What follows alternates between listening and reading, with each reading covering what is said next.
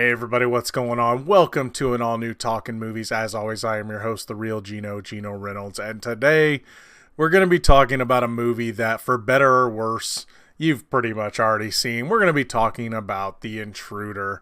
What this movie is about, it's about a young couple who the husband's good at business, and so he makes the big deal, and they decide they're going to buy this beautiful house out in the middle of nowhere, get out of the city, and so that way they can raise a family and everything. And they go to buy this house, and the owner who's selling it to them seems nice at first, but then he seems very not willing to let this house go. And then also he starts to become obsessed with the man's wife. Yeah, you've seen this movie already. Have you seen the trailer? You've seen this movie. You know exactly what you're going to get when you watch this movie. You have a couple who find out way too late what's going on with this guy and make a lot of stupid decisions. You know that the couple is going to have marital issues, so that way the crazy can kind of slip right in there. You know who's going to live. You know who's going to die. You know how this movie's going to end. And I'm just going to tell you now, I'm probably going to spoil this movie for you. That being said, if you don't want it spoiled, even though, again, if you've seen the trailer, you've seen the movie, if you don't want it spoiled, this one, at its very, very, very best, is maybe a rental. Because again, what you get here is, okay, the only really entertaining thing about this movie is Dennis Quaid. Because the moment you meet him, he's shooting a deer, running like a madman with this look on his face of, I'm crazy. And they do kind of call him out on it, but he's like, no, we have a bounty on deer. And, you know, they're eating the gardens, so we're allowed to kill them on these lands. Okay, whatever. So then, just every time you see him, just the looks he has on his face, I mean, the movie at least doesn't make you try to believe that he's normal. Just the moron characters think he's normal. At least the wife does. The wife, of course, lets him in the house a lot when the husband's not there, and he's suckering his way in and all that different stuff. So, and the husband's a little weary of him. And of course, he keeps telling him, you know, don't come back. And he keeps coming back. It takes him forever to call the police and get a restraining order. They go through, I don't know when the movie starts, but they go through Thanksgiving, and then they go through Christmas. So it's a few months at least. And, okay, look, nothing about this movie is really scary. There's a lot of jump scares, whether they be fake jump scares or Dennis Quaid popping up in the background jump scares. And so there's really nothing new to offer. You've seen these stories before. The wife thinks the guy's cheating, so of course she feels a little closer to the bad guy. Even though one difference this one did make is the bad guy didn't like try to set up the husband. He didn't have to. The husband is kind of a douche anyway. I guess before they're married, he cheated on her, and so now she don't trust him, of course. And he's not cheating on her, even though one of his clients does kiss him. He's like, I got to get home. So they do try to make him the good guy, and ultimately he is the good guy.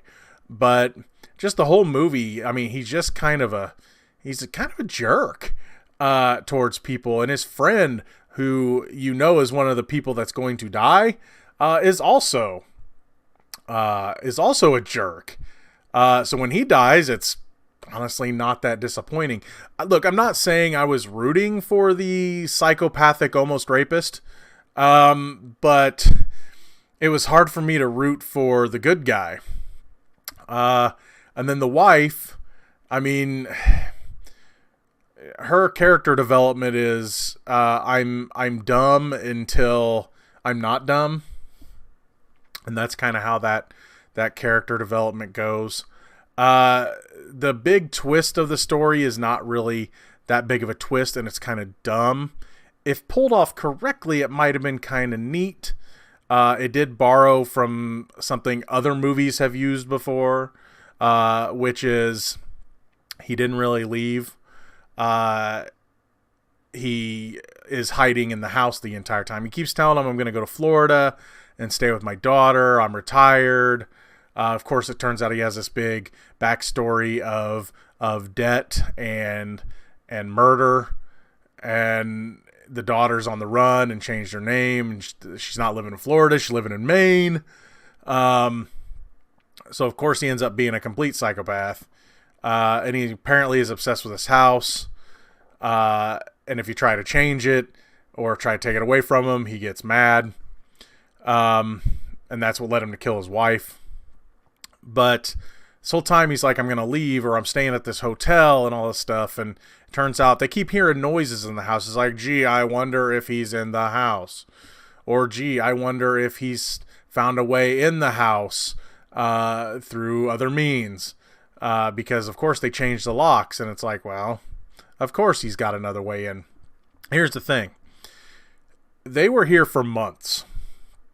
And this is so dumb. They were here for months and months. At least, we'll say at least 2 months. Because they moved in. All of a sudden, there's Thanksgiving. There's Christmas and a little after.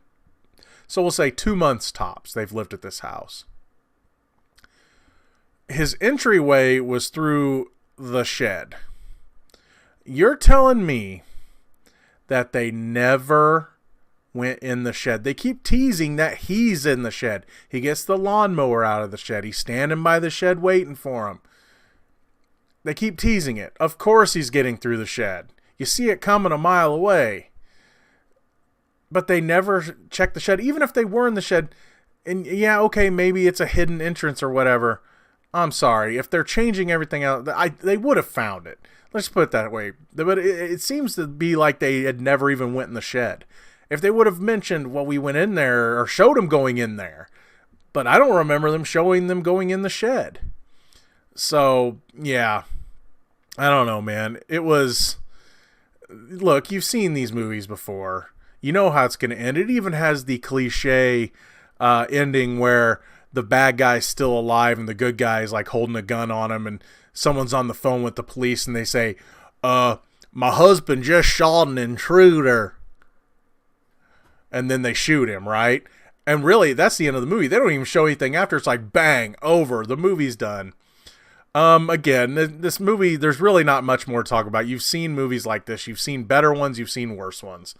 I was mildly entertained by Dennis Quaid, just by the look in his eyes and the looks on his face, and watching him practice trying to be a nice guy. He's practicing a smile and everything. And there's a scene that made me laugh out loud where it's another cliche where it shows something really awful happen. It shows him like smash the main character's friend upside the head with a bottle of wine, and but then it turns out it's all in his thoughts, and it's like, you've seen all this stuff happen before. It's not a great movie. If you really must see it, I mean, I could see you having an okay time in a theater, but don't rush to the theater to see it. Definitely Netflix or rental at best is all I can really give this movie, even with the cheesy, fun, hammy performance by Dennis Quaid. That's going to be all for this edition of Talkin' Movies. If you like what you've heard here, please subscribe to the Real Gino YouTube channel, like this video, and you have anything to say about The Intruder, or if you want to tell me what your favorite psycho person invading a family movie is, let me know in the comments section below. Until next time, I am your host, The Real Gino, Gino Reynolds. See you later.